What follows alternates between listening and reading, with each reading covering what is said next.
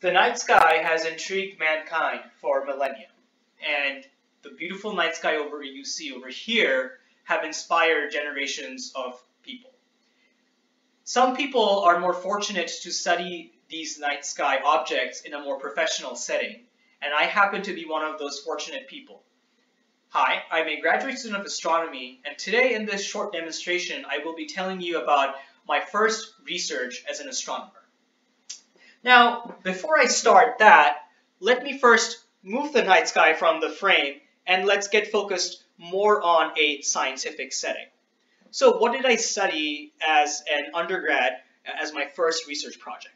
Well, I was studying our home, the Milky Way galaxy. Here you see a visual representation of a spiral galaxy, and our Milky Way looks just like this one. Now, what was I studying in particular? Well, I was trying to construct a coordinate system for this galaxy, which happens to be our home. Now, you might ask, why are coordinate systems important? Well, I'm pretty sure you have used Google Maps or some other type of GPS technology before, and you know that it helps you go from point A to point B if you don't know the destination or if you're trying to tell your friend where to arrive. And in a similar fashion, if I'm trying to communicate with an astronomer on the other side of the world, say in Australia, and I'm trying to say, hey, can you check out this particular star? I should probably also have a coordinate system that allows me to just say a couple of numbers and that person knows exactly where to point the telescope. And this is exactly what I decided to do as my first project. Now, you might ask, well, hasn't this been done already? Yes. While the galactic coordinate system was constructed in 1960, since then, of course, technology has improved and we have collected a lot more data. However, we haven't really redefined what the galactic coordinate system would look like. It's as if you have the picture of the Earth without Antarctica and you're still using it in 2018. So how do we actually calculate or figure out the coordinate system? So it's important to know that in a coordinate system, once you know where the location of the North Pole is, through that you can construct a rotation matrix, and from there you can easily go from one system to another. So in other words, my project was trying to figure out where the galactic North Pole is. Now, how do you do that? For that, I am using real data, which you see on my left side. Now, what do these data points represent? They represent either stellar objects or objects that are outside our galaxy. Now, you might say that, oh, this is a sphere on your left side, but I see this flattened object on my right side. So how are they the same? Well, you're actually right. This sphere is a mathematical representation of everything that you can see on the night sky. And the galaxy actually consists of this very thin slice in the middle. And everything else is either above or below this galaxy. So if you're trying to then figure out where the North Pole is, one thing you can do is take this slab and try to construct a plane. And this is analogous to finding a line of best fit for a 2D data point. But because over here we have 3D data, we are using a plane to define that. And once you have the plane, you can simply find the normal vector, and that tells you where the North Pole is. Pretty simple, right? Well, once we started doing our research, we found not quite. So when we were constructing this midplane, as you see on my left-hand side, we thought, okay, this roughly defines where the galactic midplane is. And this circle, let's say, defines the outer edge of our spiral galaxy, and that's the vector that's pointing to the North Pole, right? And you have Earth over here, which is this yellow object, and so you might think, okay, well, on this plane we have 90 degrees, and once you have this number, you know where the North Galactic Pole is, and the research is over. However, once we started really analyzing our data, we found that the North Galactic Pole is not quite where we thought it would be, but it was actually a little bit off from the geometric North Pole. And that's a big problem because when you're trying to construct coordinate system, you don't want to have these type of discrepancies between your mathematical prediction versus reality. Then we actually had an aha moment. Now, what was our aha moment? We remembered that the Earth actually does not stay on the galactic mid-plane throughout its entire course. In fact, the sun actually, as it goes around the galaxy, it will actually go through the midplane sometimes, and then sometimes it will go up. And right now, the sun actually has a positive height above the galactic midplane. So, from this perspective, the normal that we were measuring is actually the one you see over here, not the black line, but actually the red line. Now, you might ask, okay, like that's great, you found this discrepancy. Now, what can you do with this? That's when we actually thought, well, why not take this information and turn it into an advantage and, do an additional study. Now, if you look at this image, and if you remember your high school trigonometry, then you might actually see that this is a very simple triangle to solve. If you know what the distance is between us and the center of the galaxy, then you can easily figure out what this height is if once you calculate like what the angle is over here.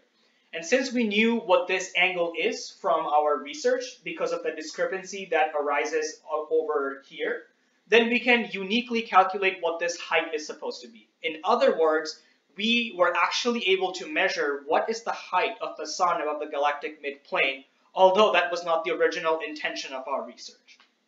Now, how does our number play against the research that has been done by other astronomers throughout the last 100 years when we first actually got to know that the sun is above the galactic midplane? Let's take a look at that.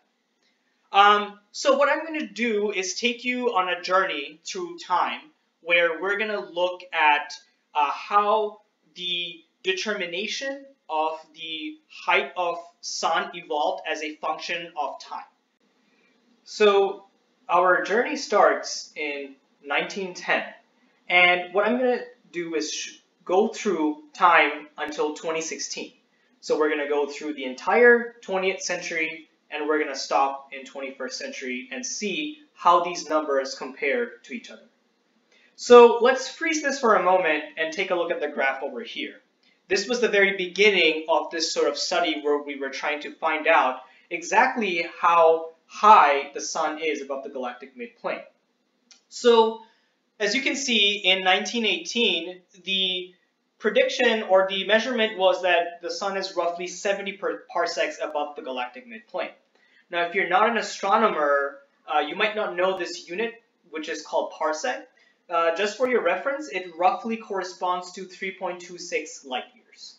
And as you can see, with this 3 data points between these 8 years, there was a huge variance. Clearly, astronomers were not sure what the height was. We thought it was 70, then we thought it was 250, and then we dropped down back to 20. So now what I'm going to do is slowly start journeying through this, and we're going to see the evolution of what astronomers have been thinking as we are collecting better data and our technology has been improving. So let's do that. So now we're moving towards the 1940s. You can see that there is a steady drop in the prediction of what the sun's height is. Now we are roughly in the regime of 10 parsecs.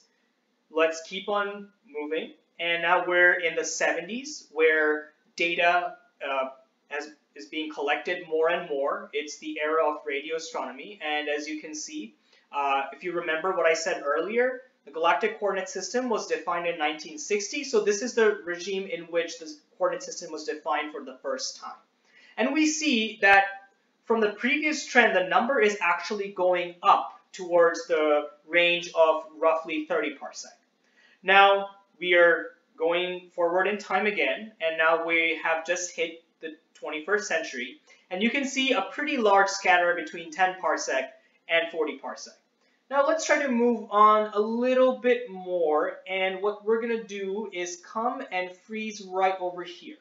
So this is the state-of-the-art picture of what we think is the sun's height above the galactic midplane. Now remember, between 1970 and 2000, we saw that the trend was roughly going up. But now we see the trend is actually rather going down. And this very last point is what we have measured through our research, which corresponds to roughly 17.5 parsec. Now you might ask, well, based on this entire timeline that I showed you, how good exactly is this particular measurement?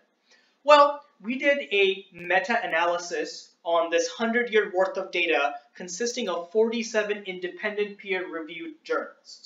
So we took all these numbers and tried to calculate what is the median along with the error bar on that median.